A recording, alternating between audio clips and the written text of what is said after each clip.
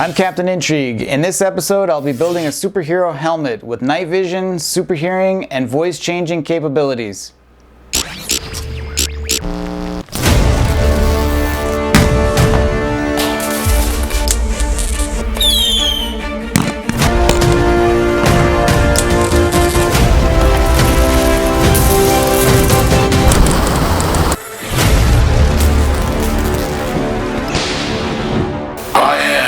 Captain Intrigue.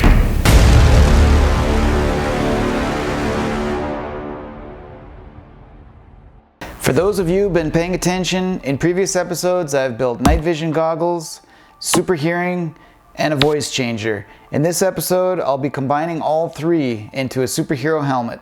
I'll be building the helmet out of EVA foam with techniques used by cosplayers for making costumes. And you can buy the EVA foam at most home improvement stores. It's sold as anti-fatigue mats. Once the helmet structure is finished, then I'll be attaching the night vision, super hearing, and voice changer to the helmet. And I'll also be increasing the range of the night vision by adding more LEDs. So now let's get started. To start off with, we need to make a template of my head. To do that, I took a mannequin head and wrapped it in aluminum foil, and then I duct taped over it, making sure that the foil was completely covered. The purpose of the foil is to prevent the duct tape from sticking to the mannequin head, although you could also use plastic wrap. It's also better if you were to wrap the foil and duct tape directly onto your own head for this step, so that you end up getting a better fit with the final product. I didn't do that just because it would have been too difficult to film while I work. Next, using a Sharpie, I drew an outline over the duct tape of approximately where I wanted the edges of the helmet to be.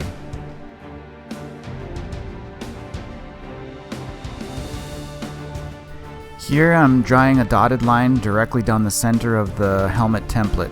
It's really important to try to get this center line as accurate as possible. This is just to help me with the next step. Then I drew cut lines so that I could later separate the helmet template into 5 separate pieces. The more pieces that you separate the template into, the easier it'll be later to get the foam to conform to your desired shape, but that also means you'll have more seams to glue together later. I did try previously making a helmet with only 3 template pieces, but it ended up having a really weird shape, so I recommend using a 5-piece helmet design.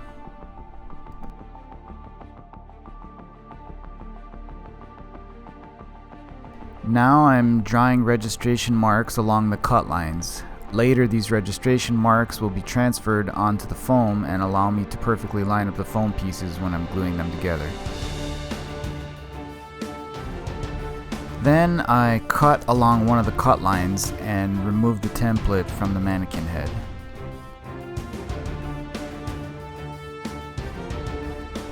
Once it's removed from the mannequin head, then the template can be cut into 5 separate pieces along the cut lines.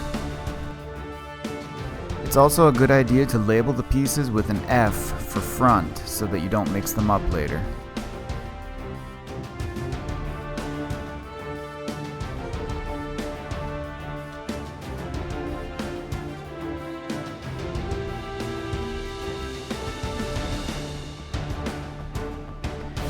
Since I used a mannequin head as a form, the next step is to tape the template pieces back together and put it on your head to make sure it fits properly. I did this by lining up the registration marks and then using small pieces of duct tape to hold the template pieces together. If you use your own head as a form for the template, then this step isn't really necessary since you already know that the template fits you perfectly. Here it is all taped back together, and I tested it and it fits my head fine. Then the helmet is cut out again along the cut lines, and then I flatten the pieces out and trace them out onto poster board to use as final templates. The poster board templates are then pinned onto the foam so they don't move around, and then using a pen I just trace them out. It's very important to remember to transfer the registration marks onto the foam pieces, otherwise the pieces won't line up during final assembly. Here are all the foam pieces with the registration marks added and ready to be cut out. You can use a box cutter to cut the pieces out, but I found that I was able to get a much smoother and cleaner cut using a bandsaw. All the foam pieces are now cut out and ready to be glued together. The best way to glue foam together is with barge cement, which is an industrial contact cement I ordered on Amazon. It bonds so strongly that the foam will actually tear instead of the glue coming loose. So when you glue foam with contact cement, you know that it's going to stay together. Before gluing the pieces together, we need to use a heat gun and form the foam pieces into the approximate shape of the helmet. This makes it much easier to line up the registration marks when gluing the foam together later.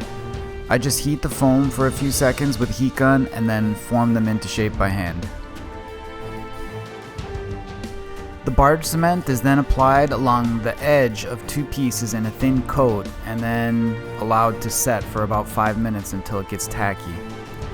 The foam will actually absorb the first coat, so a second coat is then applied and again allowed to set for about 5 minutes until the cement gets tacky. At this point, the glue will be very tacky, and the moment the two foam pieces touch together, they'll be almost impossible to separate again without ripping the foam. So be very careful and precise when attaching the pieces together because you only have one shot at it. Start by pressing the pieces together and be sure to line up the registration marks as you go. Sometimes you have to push and pull on the foam to get the marks to line up, but this is what will actually help to form the foam into the shape of the helmet.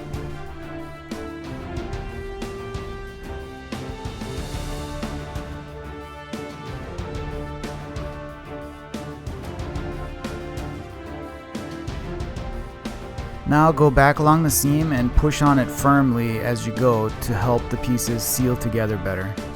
This is how the first glued pieces look, and you can already clearly see the helmet taking shape.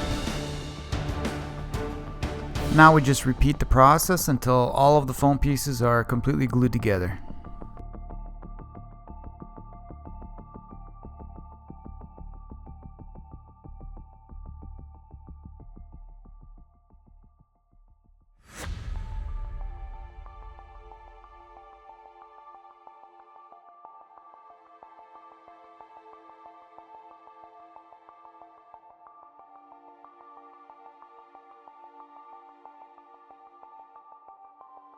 And this is how it looks when it's all glued together. The night vision goggles will go here, but the corners and the top are off just a little bit, preventing them from lining up properly. So I'll use a Dremel tool and grind the foam down a little bit until the goggles fit perfectly into place.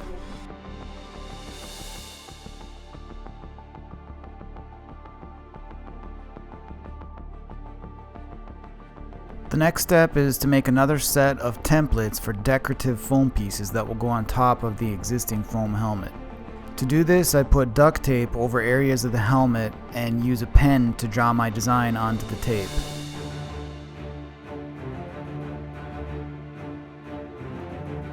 Then I can just peel off the tape, stick it to a piece of paper, cut it out, and I've got a template for the decorative foam. Then I just pin the template to a piece of 1/4 inch thick foam. I then trace it, cut it out, shape it with the heat gun, and glue it to the helmet with barge cement. Then I just repeat the same process for all the decorative foam pieces.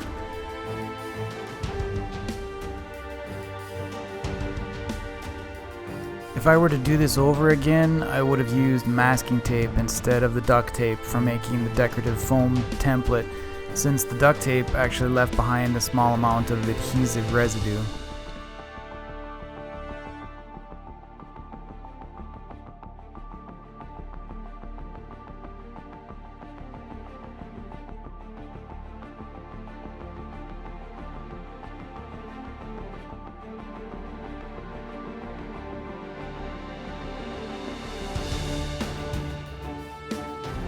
I originally planned to make a silicone mold with a finished foam helmet and then use epoxy and Kevlar fabric to laminate the helmet inside the mold and make a bulletproof Kevlar helmet. The purpose of the decorative foam pieces was to actually add depth to allow the Kevlar to be thicker in certain strategic areas of the head. But since the helmet is just a prototype like the rest of my suit, I decided to just wait until the next Mark II suit of armor before adding the Kevlar. Alright, so this is an example of the fact that sometimes you just make mistakes no matter how well you plan this out. I was tired working on this thing, long hours, and I just completely must have miscalculated, but the whole point of this gap right here was so that the strap from the night vision goggles would lay in between it, and as you can see, it doesn't. It's off. So basically what I'm gonna have to do is cut this foam here, and then I'm gonna have to add a splice into here, and because basically I need this strap to lay in between these so that it holds its position. And also there's a tab here, this little plastic tab, and it's hitting the foam, so the foam has to go. There's just no option, and it's the same on both sides. So I'll try to cut that very carefully and splice in a new piece and see if I can salvage it. I kind of managed to repair this here a little bit. I think I can get it smoothed out and finished so you won't even notice it. Now I'm filling in all the seams with a few coats of Quick Seal. You can buy this stuff at most hardware stores. This will help hide the seams a bit after it's painted. Depending on how deep your seams are, it's sometimes necessary to do anywhere from 2 to 4 coats, since the stuff tends to shrink when it dries. These are the holes for the ear speakers, and these need to be cut out.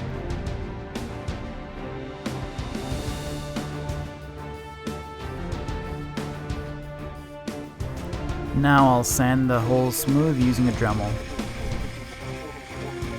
Okay, so there's the holes dremeled out. It's all smoothed out now. There's the other one.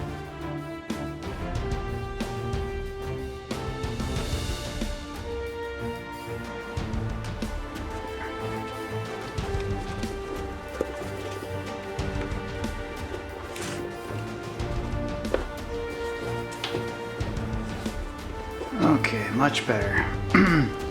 So now you can see the straps have a passage to clear all of that. Later I'm going to put some plastic underneath this, not only to cover up that bad spot, but to also kind of strengthen it in that area where the straps are going to be rubbing a lot.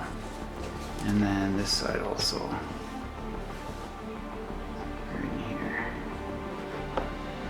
Yeah, that'll work.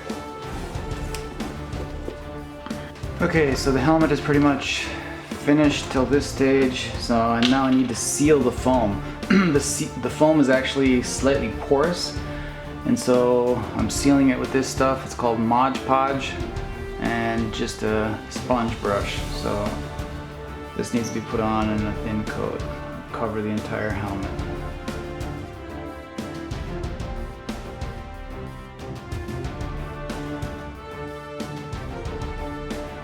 Once the Mod Podge is completely dry, it'll actually become transparent, and that's how you can tell that it's ready.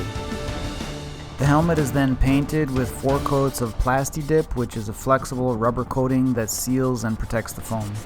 The fumes from this stuff is really nasty, so it's best to spray it outdoors. 2 coats of automotive primer were then applied.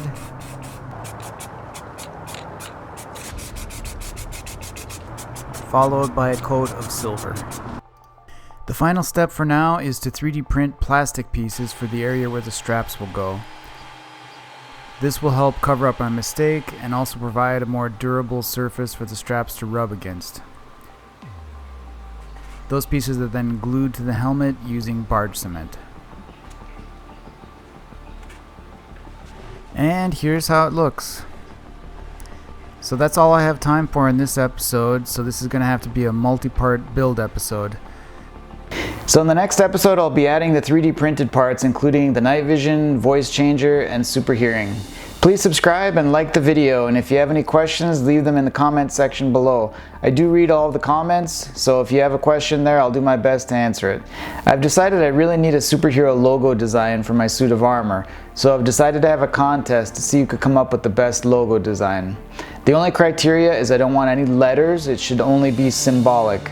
And the best 3 logo designs will get some kind of special prizes. I'm thinking maybe I'll give away some old parts of the armor that I haven't used or that are obsolete. So if you're interested, just click on the About tab under my YouTube channel and submit your designs to the email address there.